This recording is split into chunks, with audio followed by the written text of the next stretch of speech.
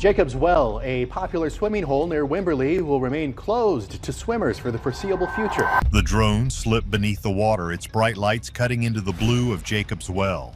The first 30 feet were beautiful, but this was no ordinary swim. This machine was heading into a forbidden zone, a place where at least 12 people have vanished forever. Scientists watched on a monitor as the drone descended into the narrow, twisting passages that divers call the trap.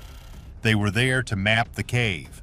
But the drone's camera captured something else entirely, a horrifying discovery that confirmed the well's gruesome reputation. The Well of Whispers. In the rolling, sun-baked landscape of Texas Hill Country, there's a small town called Wimberley, and just outside this town, Cypress Creek flows. In the limestone bed of that creek, there is a hole. A dark, perfectly round circle about 12 feet across in the otherwise shallow, gentle water. This is Jacob's Well. On any hot Texas day, this place is alive. You'll see families, students, and tourists all lined up. One after another, they leap from the surrounding limestone rocks, cheering as they plunge into the impossibly clear, eternally cool water. The well's spring-fed water stays at a perfect 68 degrees Fahrenheit all year round. It's a perfect picture of joy, a true Texas oasis. But you see, this entire scene is a beautiful illusion. The well is a trap. What many of these happy jumpers don't realize is that they are leaping into the mouth of a massive, deadly, and incredibly complex underwater cave system. Jacob's Well isn't a well in the way you might think. It's a karstic spring, the opening of a vertical cave that plunges straight down into the darkness, deep into the Trinity Aquifer. For the swimmers, the fun stops at the bottom of the first room, a sunlit chamber about 30 feet deep. But for scuba divers, this is just the welcome mat. Jacob's Well is a legend in the cave diving world, but for all the wrong reasons. It's known as a diver's grave. The thing nobody tells you is that the well is designed like a perfect natural trap. The system is a maze of at least 4 known chambers, each one deeper and more dangerous than the last. These chambers are connected by narrow twisting passages with names that sound like warnings. To get from the second chamber to the third, divers must squeeze through a passage so tight it's called the birth canal. Deeper still, divers have named other features the coffin and the final squeeze. The well is deceptive. Its crystal clear water, which seems so safe, is its most dangerous weapon. The floors of these deep chambers are not solid rock. They are covered in a thick, powdery layer of fine limestone silt. A single wrong move, one misplaced fin kick, can instantly turn the clear water into an opaque, milky white cloud. This is called a silt-out. In this total inky blackness, a diver can become disoriented in seconds. They can't see their hand in front of their face. They can't see their depth gauge, their compass, or their dive buddy. Most importantly, they can't find the safety guideline leading back to the surface if they even ran one. Panic sets in. A panicked diver breathes faster, using up their precious air supply at a terrifying rate. They get lost, they run out of air, and the well claims another victim. Over the years, at least 12 people have lost their lives in these dark passages. Their bodies are often trapped so deep or in passages so unstable that recovery is deemed impossible. The well becomes their permanent tomb. To put it mildly, this place is a magnet for both tragedy and mystery. The allure of its forbidden depths is so strong that divers, especially young, ambitious ones, just can't stay away. They want to be the one to solve its mysteries, to go deeper than anyone else. This cycle of tragedy got so bad that local authorities, desperate to stop the losses, tried to seal the well for good. They welded a heavy metal grate, a grid of thick rebar, over the entrance to the deeper chambers. They thought this would finally end the story. They were wrong. The pull of the well, its silent promise of a secret, was too strong. Driven by a need to explore, divers would come in the dead of night with heavy-duty bolt cutters. They would break the grate open again and again to access the forbidden passages below. The well simply refused to stay closed. This is where science stepped in. You see, the well isn't just a dangerous hole, it's a vital geological feature. It's the primary source of water for Cypress Creek. It's a direct open window into the health of the Trinity Aquifer, a massive underground water source that provides drinking water for millions of people. Scientists needed to understand what was happening inside. How were these passages formed? How deep did it really go? And what exactly was down there that made it so uniquely dangerous? But after so much tragedy, sending another human down was out of the question. The risk was just too high. So they turned to technology. They decided to send in a machine. The plan was to use an advanced, remotely operated vehicle, an underwater drone, to go where no human could safely return. This machine would be the first to explore and map the deepest, most feared parts of the well. The team of geologists and scientists was excited. They thought they were about to create the first complete map of this natural wonder. They had no idea they were about to become witnesses to a terrifying, decades-old cold case. What they found wasn't just rocks, but a tomb, the camera's chilling find. On a calm, bright morning, a team of researchers and geologists gathered at the edge of Jacob's Well. The atmosphere was tense. This wasn't a fun dive. A white van was parked nearby, humming with the sound of electronics.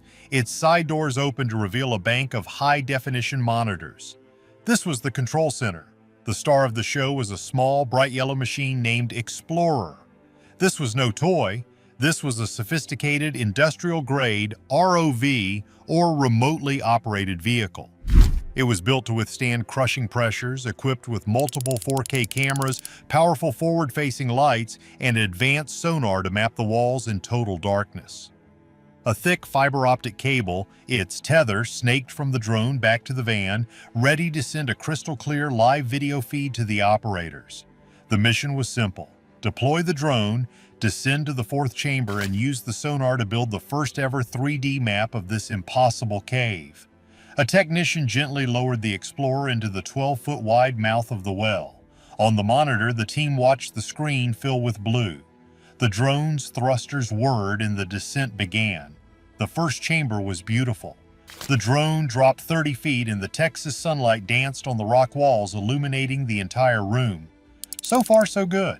The operator, his hands steady on the controls, tilted the drone forward and pushed it down an angled slope. This was the entrance to the second chamber. The screen went from bright blue to a deep, dark indigo. At 80 feet down, the sunlight was gone. The drone's powerful lights clicked on, cutting a bright white cone into the pure subterranean blackness. The walls were smooth, pale limestone carved by millennia of flowing water. Then the drone arrived at the first big test, the birth canal. This was the tight squeeze leading to the third chamber. The sonar map showed the passage was narrow, barely wide enough for the drone itself. What many overlooked was the floor. It was deep, loose gravel. The operator had to be incredibly careful. He cut the thrusters back, gently guiding the ROV through the passage, trying not to kick up that deadly silt. A few tense minutes later, the drone was through. It emerged into the third chamber, a wider, dark void. It was like a waiting room, silent and still. The team took a moment, checking the drone's systems. Everything was stable. Now for the main event. The operator pointed the drone toward a small, dark crack in the rock at the far end of the chamber. This was it, the entrance to the fourth chamber, the point of no return. The drone pushed into the narrow tunnel.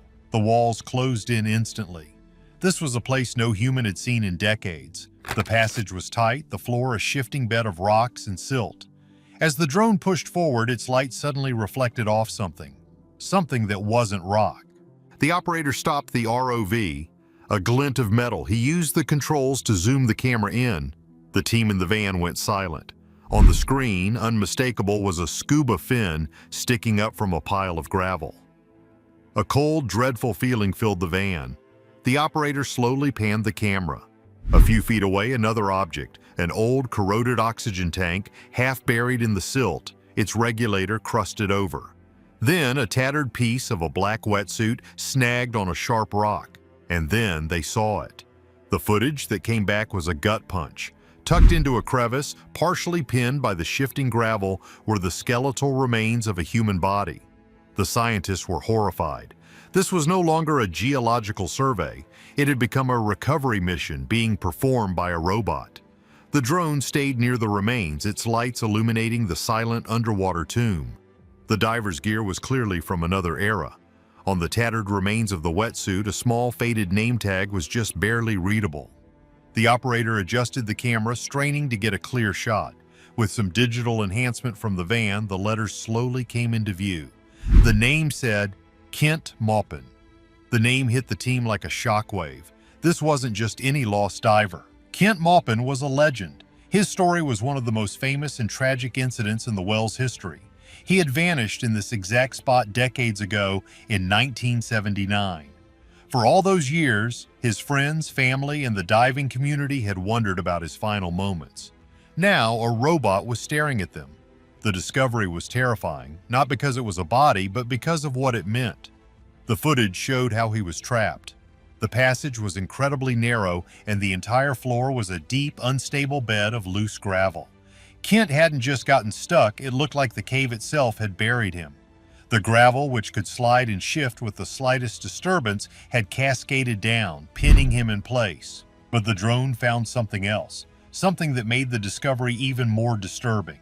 As the ROV panned its camera around the small, dark space, its lights hit another set of scuba tanks and another fin. Kent Maupin hadn't been alone. The team in the van realized the horrifying truth. The drone was in a mass grave, a place that held the secrets of multiple lost explorers. The footage was chilling. It showed just how unforgiving this place was. The final squeeze wasn't just a tight spot. It was an active, deadly trap made of shifting rock. This footage was the first time anyone had seen the reality of the fourth chamber. Before this, it was just stories, diagrams drawn by the few who had made it out alive. Now, they had high-definition proof. The well wasn't just a maze, it was a predator. Who was Kent Maupin, and why did he go down there?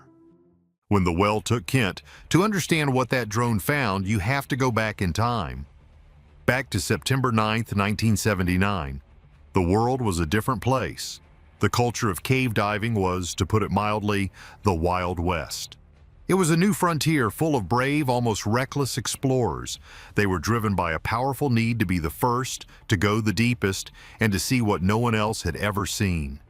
And Jacob's Well was one of their biggest prizes.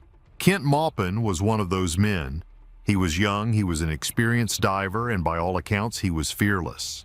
He was obsessed with Jacob's Well. He had dived it many times, but he, like so many others, was hypnotized by the legend of the fourth chamber. It was the last frontier of the well, a place many had tried to reach, but few had ever seen. On that fateful evening, Kent and his friend Mark Brasher decided they were going to be the ones to conquer it. Mark was a college student at San Jacinto College, eager and adventurous, and he looked up to the more experienced Kent. They weren't alone. They were part of a larger group of 8 divers from Pasadena camping out near the well. The air was filled with excitement, the kind of nervous energy that comes before a big, dangerous mission.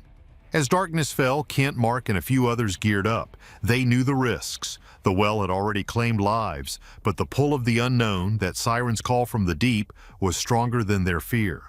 Their goal was clear: reach the fourth chamber. What many overlooked, however, was their preparation, or more accurately, their lack of it. They didn't carry extra lights, they had no safety ropes, they didn't run a guideline into the cave, the single most important piece of safety gear which shows you the way out.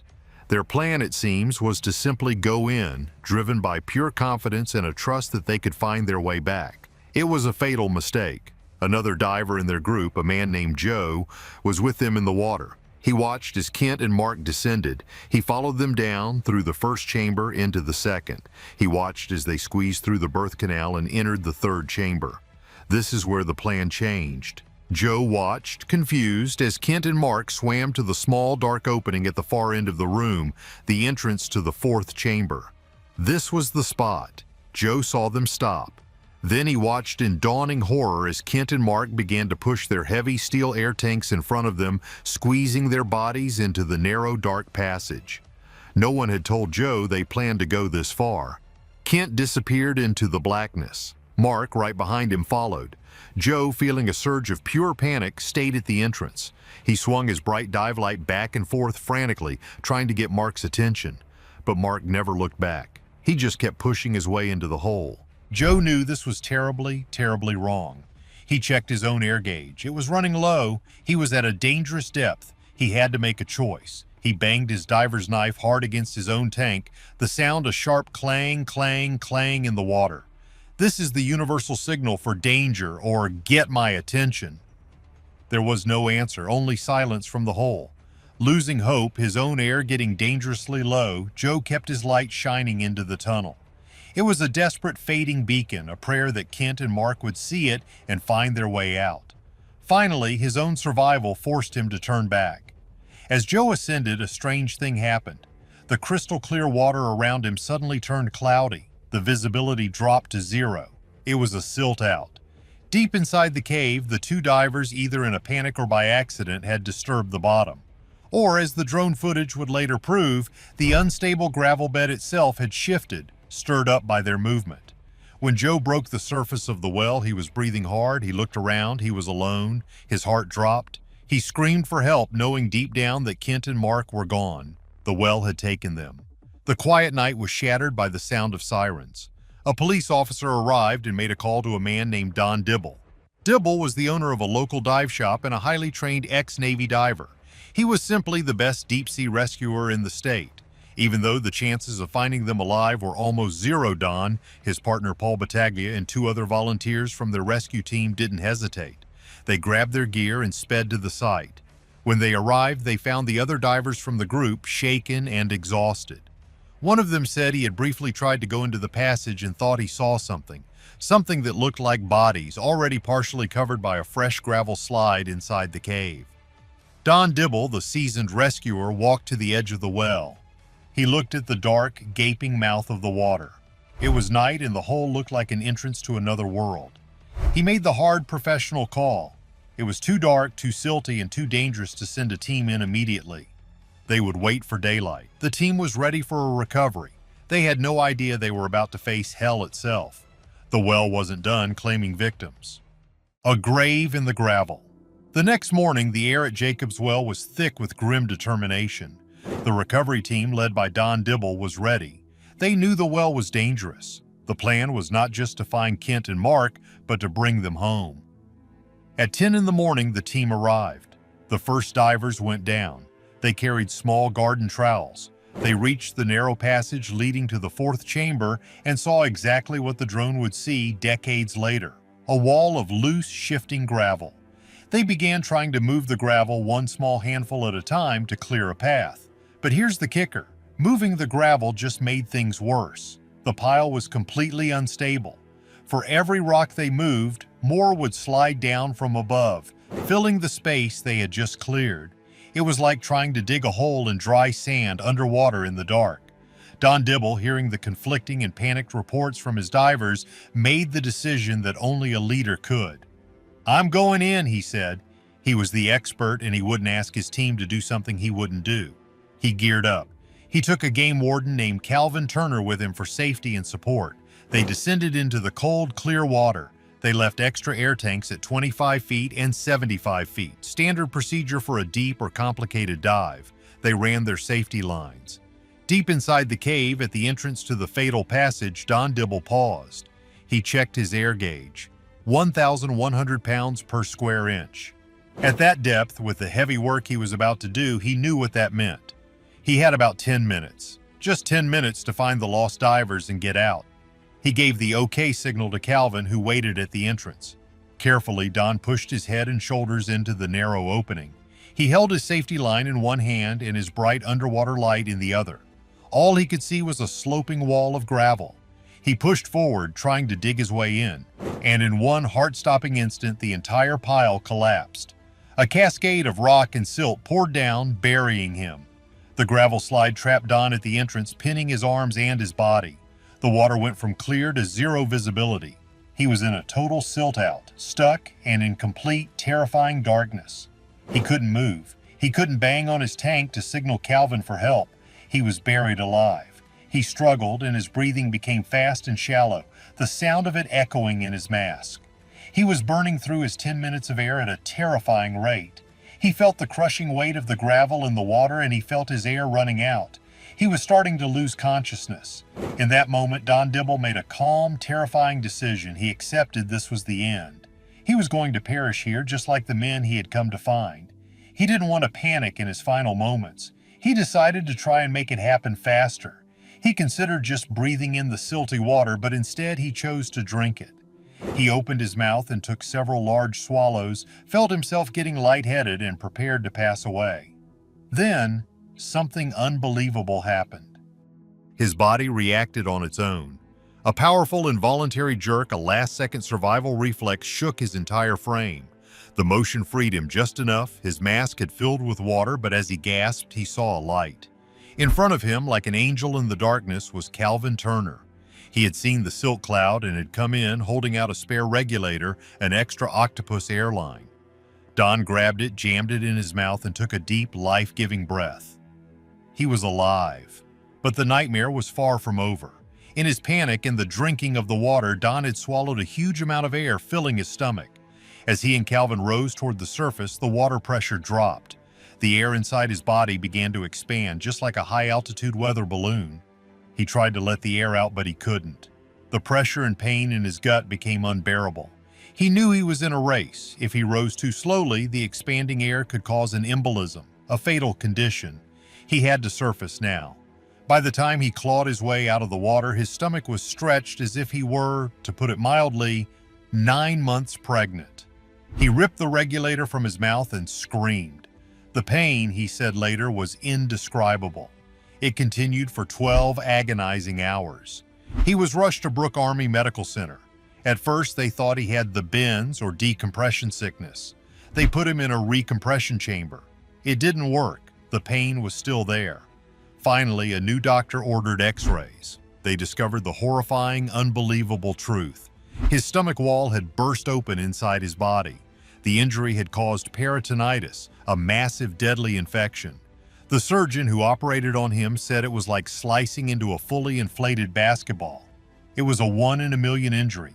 It was an absolute miracle he was still alive. While Don Dibble was in a hospital fighting for his life, the recovery effort continued. Another expert, Don Broad, was called in. He dived the well, saw the light Kent Maupin had dropped, still glowing in the dark. He saw the corridor of gravel. He knew. He told the families the only way to get them out was to remove all the gravel from the top down. The families hired a commercial diving company, Schaefer Diving Company. They brought in a recompression chamber and a huge industrial suction hose. For days they worked, sucking tons of gravel from 60 feet deep and dumping it into the creek. But the task was impossible.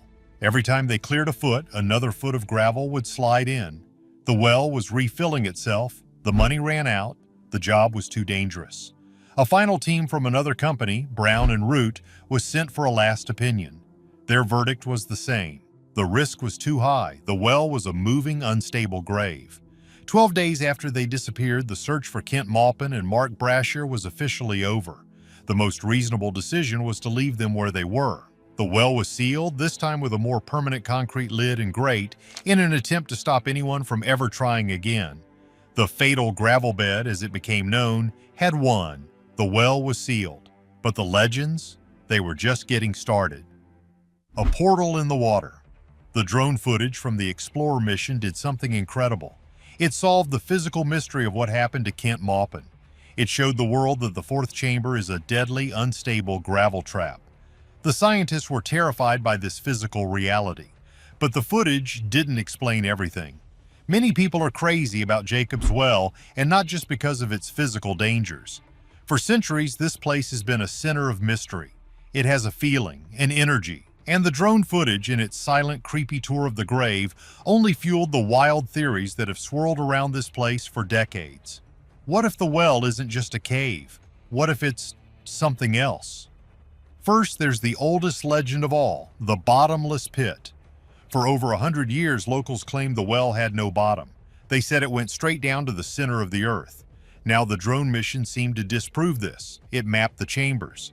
But here's the thing, the drone only mapped the known passages. The system is a honeycomb. What if the fourth chamber isn't the end, but just a filter?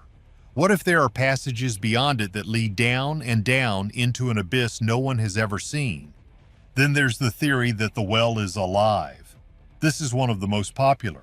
While specific legends are lost to time, we know that Jacob's Well was a sacred gathering place for Native American tribes. It was a source of life. Many people today believe this sacredness gives it a powerful and dangerous energy. They say the well has a voice, a low-frequency hum that you can sometimes feel more than you can hear. They claim the well lures divers in. People who have survived close calls in its depths describe a strange, hypnotic feeling, a pull to go just a little bit deeper, to see what's around the next bend. They say the silt-outs and the gravel slides, like the one that trapped Don Dibble, don't feel random. They feel intentional, as if the well itself is protecting its secrets, actively trapping those who go too far. This leads to the next theory, the creature. What if it's not a silt-out that causes the panic? What if the shadows seen in the water, the ones mentioned in that very first drone report, aren't just shadows? The Trinity Aquifer is a massive, ancient underground ocean. It's almost entirely unexplored. What if something lives in that system? An undiscovered life form, a Texas cave monster that has adapted to the total darkness and crushing pressure. A predator that considers the well its territory. It sounds crazy until you remember that goblin sharks and giant squids live in our deep oceans. Is it really impossible that a large, unknown creature could live in a deep water aquifer? Maybe that's what the divers who vanished really saw in their final moments. From there, the theories get even wilder. Some have claimed the well is a vortex or an interdimensional portal. This taps into a whole world of mystery. These theorists claim the well is a high-energy spot, a place where the veil is thin between our world and another. Is Jacob's Well a cursed place or just a natural wonder we've destroyed? Let us know in the comments. And don't forget to like and subscribe for more mysteries.